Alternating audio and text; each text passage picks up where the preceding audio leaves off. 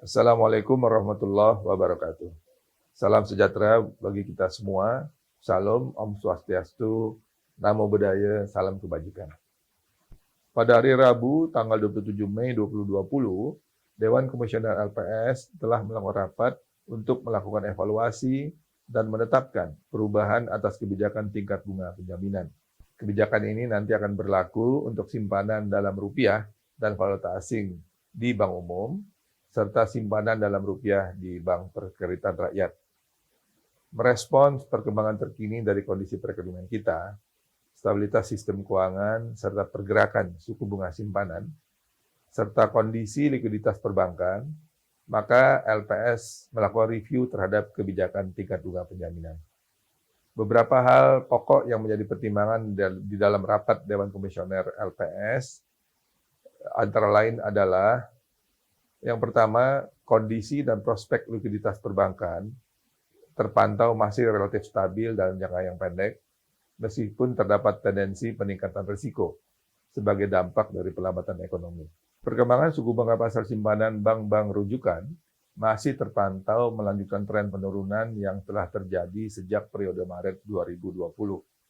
Pada periode observasi dari 17 April hingga 18 Mei 2020, suku bunga simpanan mengalami penurunan sebesar 11 basis poin menjadi 4,96% dibandingkan 5,07% pada periode observasi sebelumnya.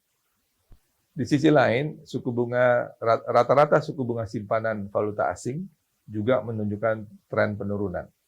Pemantauan terhadap rata-rata suku bunga simpanan pada bank rujukan untuk periode 3 April hingga 18 Mei 2020 juga mengalami penurunan sebesar 8 basis poin menjadi 0,72% dibandingkan dengan 0,80% pada periode pengamatan sebelumnya. Sementara itu, tingkat bunga pasar uang antar bank terpantau stabil dengan kecenderungan menurun secara terbatas. Rata-rata suku bunga Indonesia pada periode observasi yang sama terpantau bergerak turun dibandingkan dengan periode observasi sebelumnya, yaitu turun sebesar minus 7 basis poin menjadi 4,33%.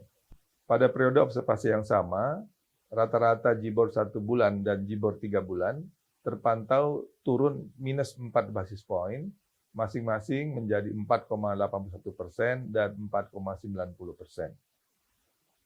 Di tingkat pergerakan suku bunga antar bank internasional atau LIBOR, tren suku bunga juga terpantau turun.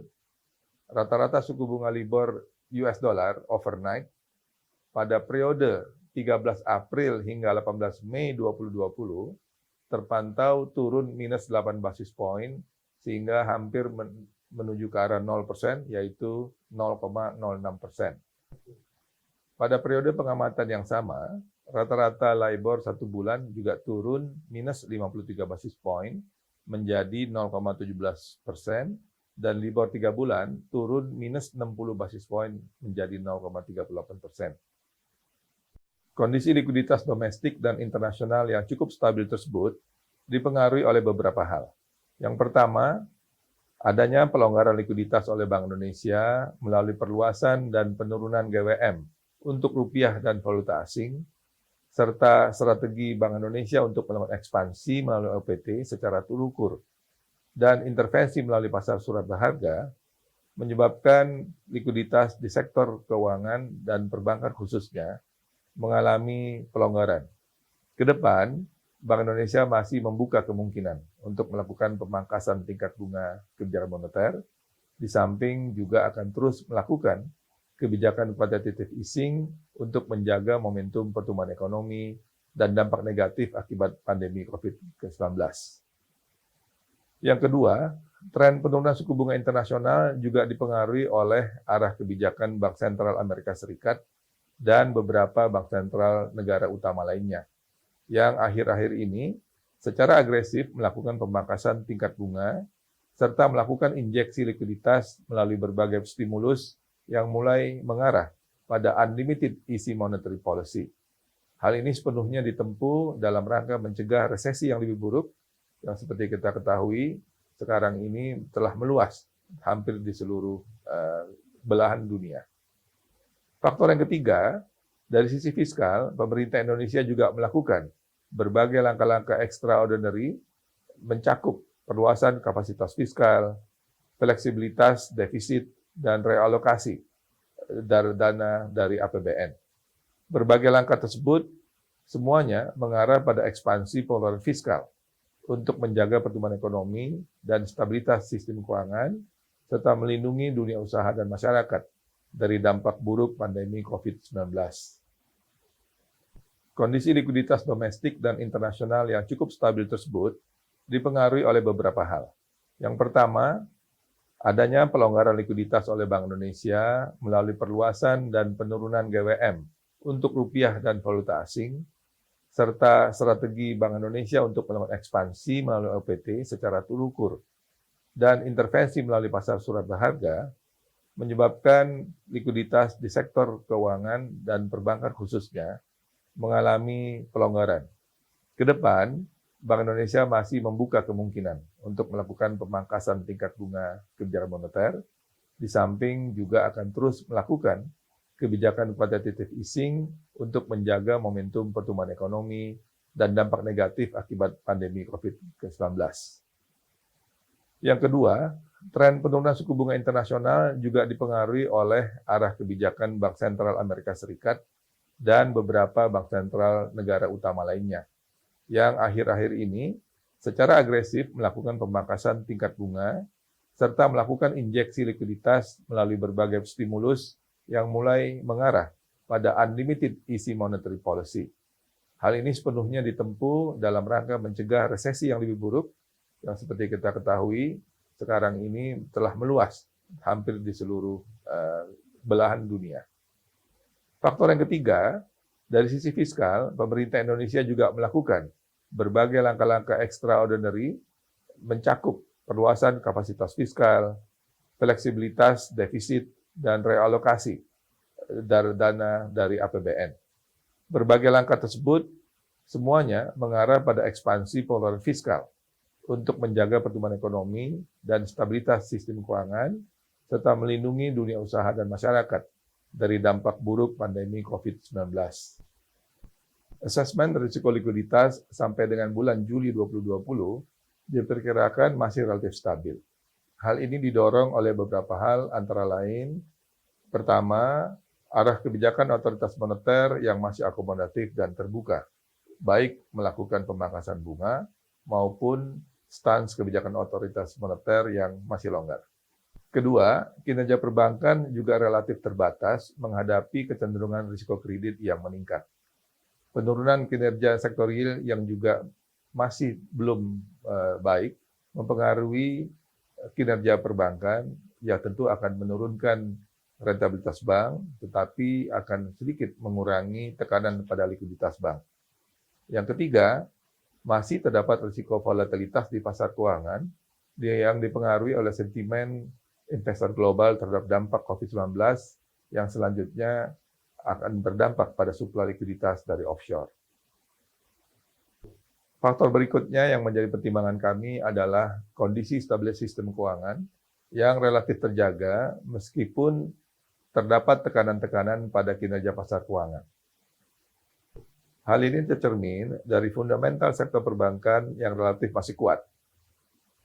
Tingkat permodalan bank dewasa ini mencapai 21,72%, sementara likuiditas relatif masih memadai dengan LDR atau loan to deposit ratio mencapai 91,92%. Sementara itu, pertumbuhan DPK bank-bank, terutama pada bank umum, mengalami kenaikan 9,54% secara YoY pada bulan Maret yang lalu, dibandingkan dengan 7,77% pada bulan Februari 2020. Pada saat yang sama, pertumbuhan kredit berada pada level 7,95% secara YoY, yang antara lain dipengaruhi oleh kenaikan kredit falas yang sebagian besar karena dipengaruhi oleh faktor kurs rupiah. Sementara itu, return on asset atau ROA pada bank-bank tercatat masih mencapai pada level yang cukup baik, yaitu 2,54% pada bulan Maret 2020. Fundamental perbankan yang cukup baik tersebut juga terlihat pada pergerakan Indeks Stabilitas Perbankan atau BSI yang masih berada dalam kategori normal. Indeks BSI mengalami penurunan sehingga sampai dengan tanggal 18 Mei tercatat menuju ke level 99,56. Hal ini menunjukkan tekanan kepada sektor perbankan mengalami penurunan, terutama karena kembali turunnya tekanan pada market pressure. Namun demikian, dapat kami sampaikan, indeks BSI potensial meningkat jika dampak pemburukan ekonomi berlanjut terus dan menjadi lebih dalam, sehingga nanti akan memperburuk kualitas aset perbankan dan juga memperburuk kinerja rentabilitas dan likuiditas. Kedepan, kami memperkirakan tekanan terhadap kondisi SSK atau stabilitas sistem keuangan akan meningkat. Tidak hanya bersumber dari volatilitas kinerja pasar keuangan, tetapi juga akibat meningkatnya risiko pelemahan kinerja perekonomian, baik dari sisi supply maupun dari sisi demand. Berbagai langkah kebijakan yang ditempuh oleh pemerintah, Bank Indonesia, OJK maupun LPS tentu diharapkan dapat menjaga momentum pertumbuhan ekonomi, sekaligus memelihara stabilitas sistem keuangan, khususnya membantu perbankan menghadapi peningkatan risiko yang akan naik dalam beberapa waktu ke depan. Dengan mempertimbangkan berbagai perkembangan kunci di atas, serta untuk memberikan dukungan kepada perbankan dalam pengelolaan sisi biaya simpanan mereka, rapat Dewan Komisioner LPS pada tanggal 27 Mei 2020 menetapkan untuk menurunkan tingkat bunga penjaminan baik untuk simpanan rupiah maupun valuta asing yang akan berlaku di bank umum serta simpanan rupiah di Bank Perkreditan Rakyat atau BPR masing-masing sebesar 25 basis poin. Selanjutnya, tingkat bunga penjaminan tersebut akan berlaku untuk periode 30 Mei sampai dengan 30 September 2020. Rincian selengkapnya dapat dibaca dalam tabel berikut.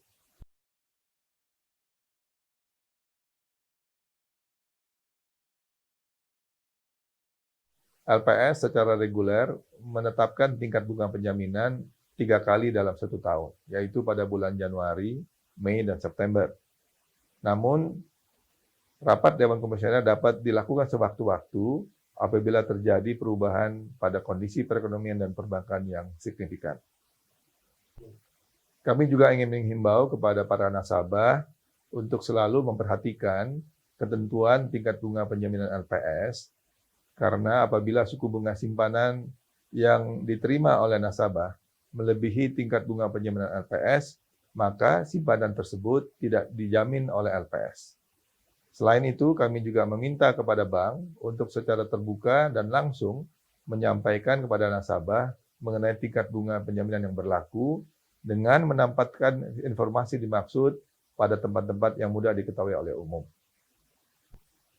Selain itu, kami juga menghimbau kepada perbankan untuk terus memperhatikan ketentuan tingkat bunga penjaminan simpanan dalam rangka melindungi nasabah dan menjaga kepercayaan nasabah itu sendiri. Selain itu, kami juga berharap agar perbankan tetap memperhatikan kondisi dan prospek likuiditas dengan tetap mematuhi ketentuan pengelolaan likuiditas baik yang diatur oleh Bank Indonesia maupun oleh Otoritas Jasa Keuangan. Demikian kami akhiri. Wassalamualaikum warahmatullahi wabarakatuh.